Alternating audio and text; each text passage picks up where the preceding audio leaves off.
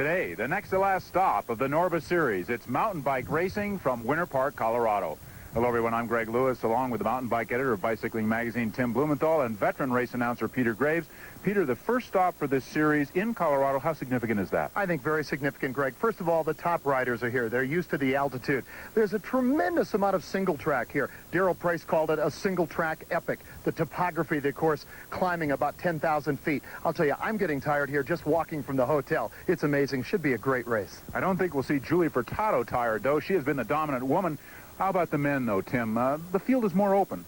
Well, there are three men, Greg, who really are still in contention. The defending champion, Ned Overend, his teammate, Darrell Price, and, of course, John Tomac. And with these two epic courses, the course here in Winter Park and the finals in Durango, you really couldn't ask for a better battle between three of the most talented single-track racers. Right over by the white field. Okay, off to the other side. Off to the other side. People.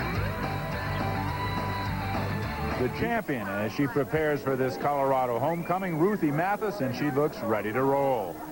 The Jeep NORBA Series, Sarah Ballantyne is the defending World Cup champion, had a tough season. Tommy Jacques coming on strong. A lightweight rider, though, can be troublesome for her. Julie Ingersoll in 90 was the Colorado off-road champ. And here's Julie Furtado, who is atop the standings.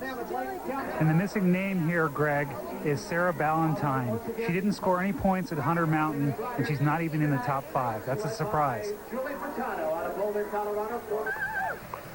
The race begins with 23 starters, and it is typically a mad dash to the single track that you talked about, Peter Graves. That's right. It looks like rush hour in Manhattan, and I'll tell you, you've got to be highly skilled, just like a bike messenger, to weave your way through this crowd. Right now, we have 23 starters, and we take a look at the graphic on the course.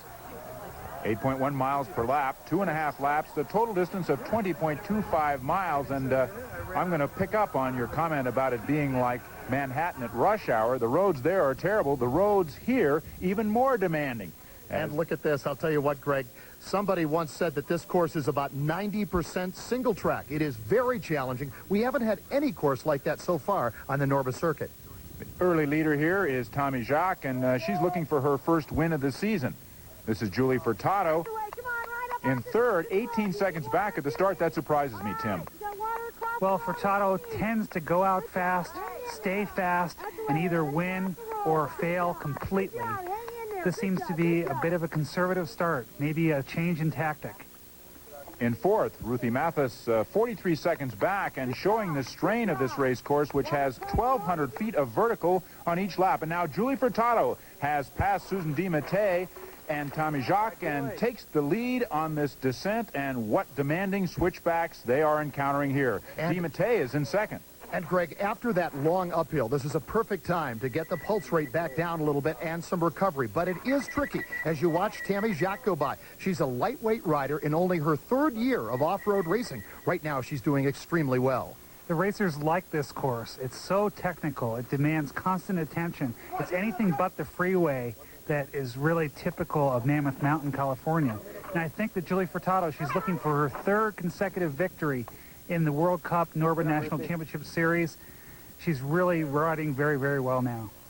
Susan DiMattei is second, 40 seconds back. Just a moment ago, we saw Ruthie Mathis, and she was having trouble. She admits that technique is not her best aspect in racing. Julie Ingersoll, and she actually has to get off the bicycle. So some of the women have not encountered a race course quite like this all season. And Greg, that's an indication of how tricky this course is. It's got all the elements here, and this single track taking its toll today. Tammy Jacques, though, riding it extremely well. She's been a hot rider all year long. And look at Furtado in that aerodynamic position, coming down the area they call Turnpike. And look at her carry that speed, Greg.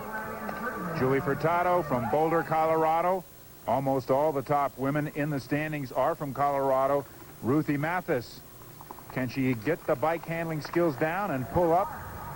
Julie Furtado, and there's Susan DiMattei in second place on opposite ends of the switchback that goes through the start-finish line. And in third, Tommy Jacques. carrying that speed well through the stadium. There's a lot of people here, over 1,000 riders all weekend in this NORBA race, and this is Julie Ingersoll. Right now running in 5th position. She's having a great race. She's handling that bike extremely well through this difficult section. And Greg, this is one of the long and challenging uphills. Listen, if we can, to Furtado breathing. She's breathing like a freight train right now. Ruthie Mathis, the world champion, trying to move up on the field. This is an unrelenting pace through the first of 2.5 laps, and here's Susan DiMattei.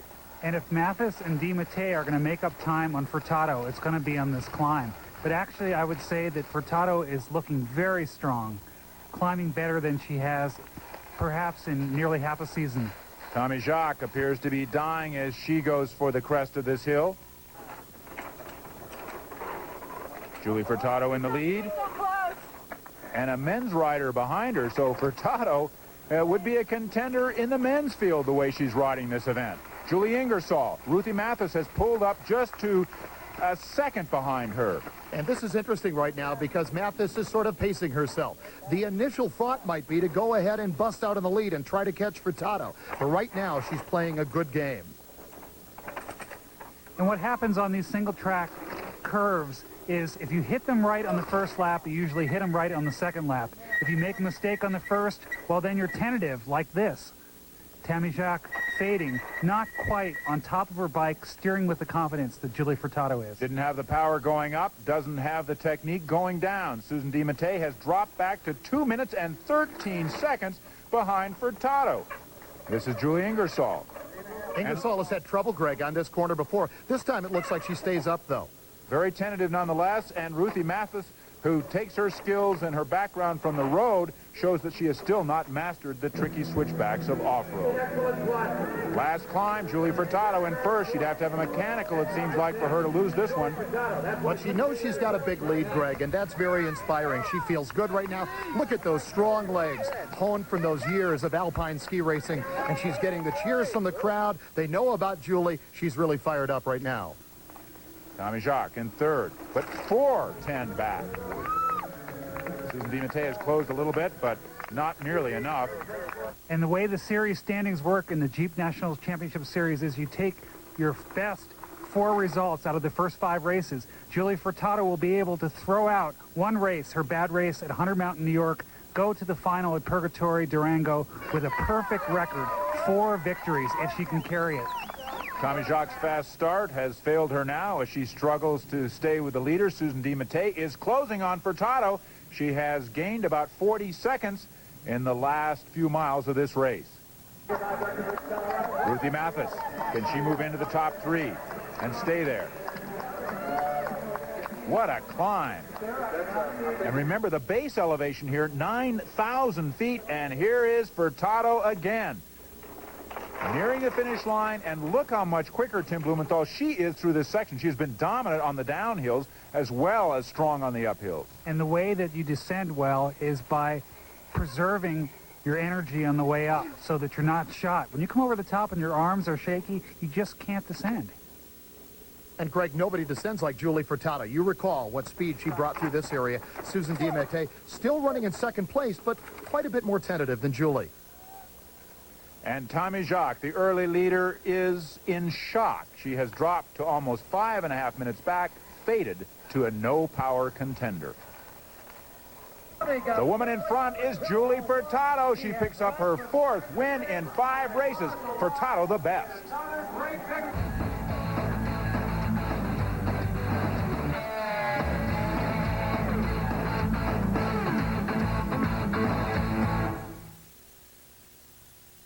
Second place, it's Susan DiMattei. Let's talk to our winner, Julie Furtado. I was in third going up the first climb. Tammy Jacques and Susan DiMattei had a gruesome pace. And I was able to overtake both of them in the downhill and then just maintain the lead, mostly through my descending. I think Susan DiMattei was a stronger rider today. Well, Ruthie Mathis didn't do it through her descending. She did it through sheer willpower. In third, but 5:18 back. And the standings, Furtado, her 4th win. DiMattei, better on the climb, slower on the descents. Ruthie Mathis, persistent. Julie Ingersoll in 4th. Tommy Jacques drops to 5th. And in the Jeep National Championship Series standings. It's Julie Furtado, #1, and the dominant rider far and away. And the men get ready to hit the road right now. Here is David Weens out of Gunnison, Colorado. Always a factor in these races, Greg. Tinker Juarez as high as 3rd this year in Big Bear, but 7th in Mammoth, the race preceding this one. And there is Rishi Grewal, the winner at Winter Park a year ago. It wasn't part of the NORBA Series. It was called the King of the Rockies race, but he knows the course.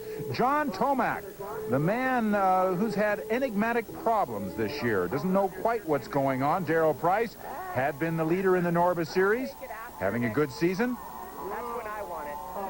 What he wants today, of course, is a victory. Can he take it away from Ned Overend, who won in Mammoth? Overend, 37 this weekend, and there are the standings. Ned Overend won this series last year with a brilliant come-from-behind 2nd place at Mount Snow, Vermont. Now, with 2 races remaining, he's already the leader. 51 riders in the men's field, and it will be typically a very fast dash to get to the single track first. It's John Tomac out, and then it is Rishi Grewal, #9. This course, 8.1 miles per lap, 3.5 laps, total distance 28 miles. And remember, there is about 3,000 feet of climbing in this race, starting at a base elevation of 9,000 feet, and there is Grewal, #9, out in front. Tomac is just a few feet behind. And here is Ned Overend, 37 this weekend, just 5 seconds back. Of course, it's early in the race, and Rishi Grewal, Tim Blumenthal, really, this is kind of a typical position for him. He always tries to be in the front to start the race, but he hasn't been able to hold on this year. Rishi has had breathing problems all season. It's been a dismal year, and only in the last couple weeks has he come on. And now he's really raging. But he has John Tomac behind him, and Tomac, of course, is the descending king as they go through the switchbacks, and even faster than Julie Furtado was able to do it. And this is why you want to have a good starting position, Greg and Tim, because there is almost no place to pass right now. Ned Overend, another great descender, only 16 seconds back.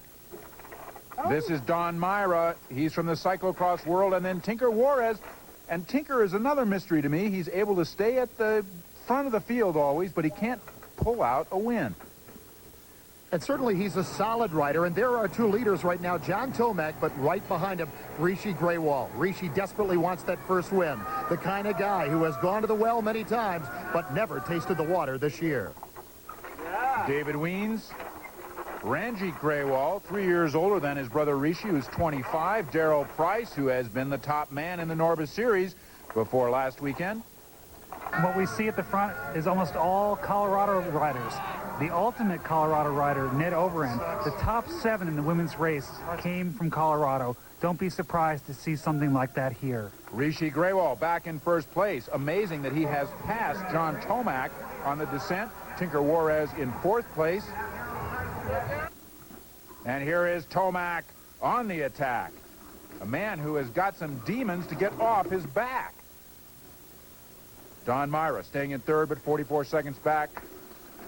And Ned Overend right behind him. So Myra, the bigger challenge for him, may be keeping Overend from passing him instead of himself catching the leaders. Rishi Grewal, here comes Tomac. Rishi Grewal has a good chance of climbing stronger than Tomac. But I'll tell you what, it's Rishi's worst nightmare to have a guy like Tomac behind him. He is so strong. Look at the quadriceps. He is pumping and working hard. Tomac up off the saddle, an outstanding climber. And one point I'd like to make about Don Myra here as we watch the 3rd and 4th place battle. Myra is a cyclocross rider. A lot of people talk about him being very good in wet conditions. He's also great in this stuff as well, Greg. Ned Overend up out of the saddle. 37 years old. Just reading an article about him. Tuesday, his hard training day, he does a 5,000-foot climb in 17 minutes. And, Greg, if we could all age as gracefully and as athletically as Ned Overend. And here is John Tomac approaching one of the tops of the first climb. He is closing in on Rishi Grewal and only 4 seconds back. Ned Overend in 3rd, so it's the defending champion, the world champion, and the NORBA champion, the top 3 now.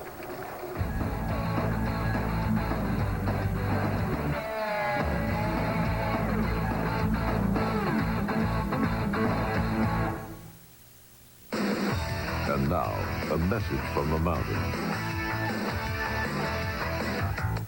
Hey, without mountains, there wouldn't be mountain bikes. So when you ride, Ride smart. Take care of the mountain. And stay on the trails.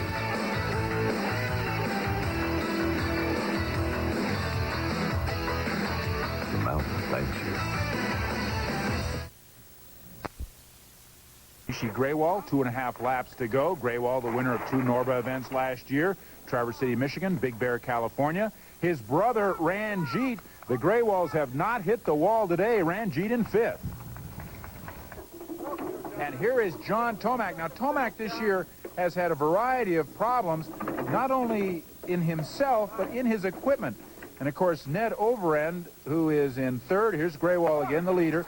Overend says that finesse is as much a part of this race as anything else. There is Overend as he comes through. In other words, don't take unnecessary chances. Don't beat up your equipment. Know when to push, know when to hold back. Tomac doesn't seem to have learned that lesson as we watch him just scream down. And Ned Overend, smooth, calm within himself. He's near the leaders in both series, as is John Tomac, despite all his problems. On the final set of climbs, Rishi Graywall, he has the look of a man who is committed to victory. He's riding so well, and look at Don Myra. He is as well. He won the unofficial Worlds in 1989, and he won this year at Hunter Mountain. And now it looks like Ned Overend is making his move on John Tomac. Tomac is in 2nd. Can Overend pass him? This is Ranjit Graywall in 5th. And, Greg, wouldn't it be something if the Graywall brothers went 1 and 2 or 1-3 in this race? Here is Rishi, that great confidence, and right now, echoing in his head are those thoughts of past victories. He wants it desperately today. Overend is in 2nd, 45 seconds back. Graywall has had a history of fading in the last laps of races this year. Overend has come on stronger. So, can Graywall stay number 1? A former national champion on the road, out in front. Where is Tomac? Don Myra is 3rd. And this is going to be another great finish. He has been Mr. Consistency this year on the NORBA circuit. There's Ned Overend, and he has got to have passed John Tomac now, Greg. Doesn't look all that fast on the descending, though, Tim.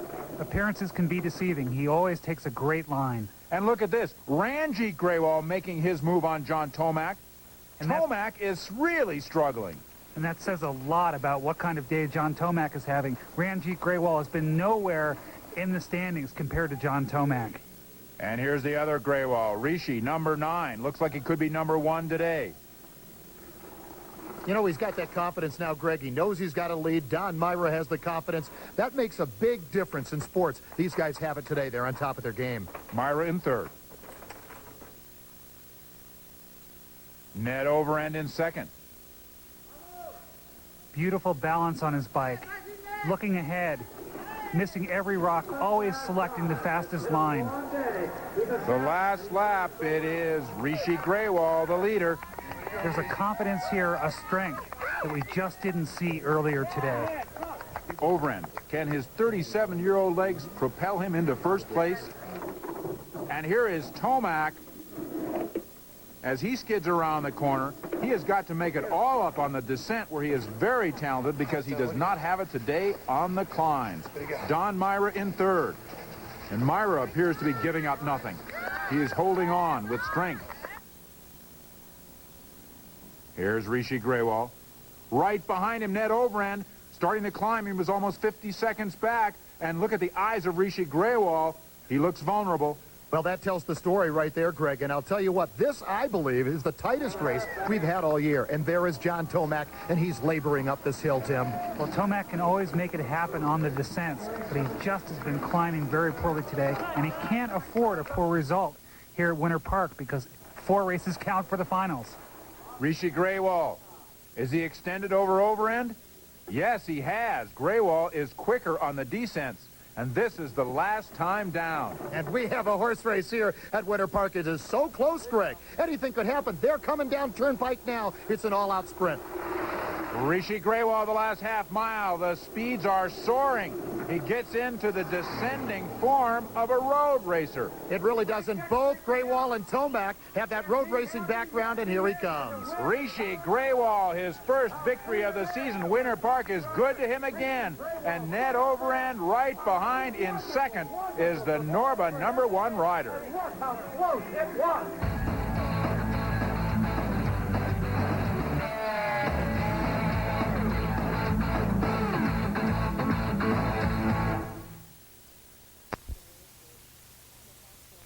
Don Myra in third. Let's go to Rishi Grewal, the winner. It was definitely a tough course. The uphill was pretty hard.